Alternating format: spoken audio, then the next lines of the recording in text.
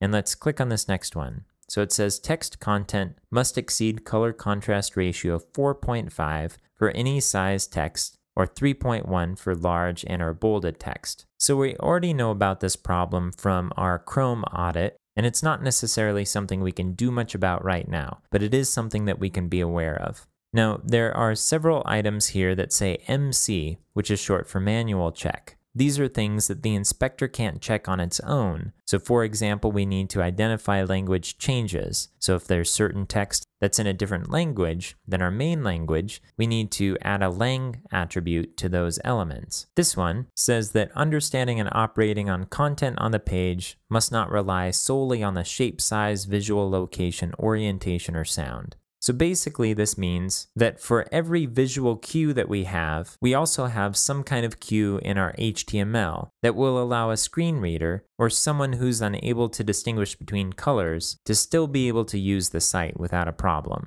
So this is something we'd have to evaluate. And we can continue down these, but going through these is going to take a bit of time. And so what I want to do first is knock out our main violations. So I'm going to hit back,